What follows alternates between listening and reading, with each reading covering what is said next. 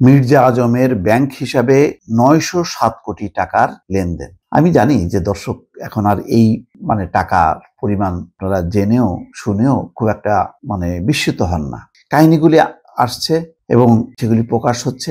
এখানে দেখেন মির্জা আজম এবং তার স্ত্রী দেওয়ান আলিয়ার ৮০টা ব্যাংক হিসাব, ৮০টা ব্যাংক অ্যাকাউন্ট, সেখানে ৯০৭ কোটি ৬৬ লাখ টাকার অস্বাভাবিক লেনদেনের তথ্য প্রমাণ পেয়েছে দুদক। তাদের বিরুদ্ধে মানি লন্ডারিং প্রতিরোধ আইনে দুদকের মামলায় অভিযোগ আনা হয়েছে। বৃহস্পতিবার দুদকের উপপরিচালক মোহাম্মদ সালাউদ্দিন ও সহকারী পরিচালক মোহাম্মদ ফেরদৌস রহমান বাদী হয়ে মামলা দুটি দায়ের করেন বলে জানা গেছে। এই জন্য বলি যে ক্ষমতা পরিবর্তনের সাথে সাথে প্রথম দরকার ছিল সবার কয়েক হাজার ব্যাংক অ্যাকাউন্ট যদি ফ্রিজ করা হতো তাহলে এই টাকাগুলি আটকানো যেত এবং দেখা যেত যে এগুলি দুর্নীতির টাকা কিনা। দুর্নীতির টাকা হলে রাষ্ট্রের অনুকূলে চলে আসতো, আর বাকি টাকাটা যদি প্রমাণ হতো যে না এটা বৈধ টাকা, সেটা যার টাকা সে পেত।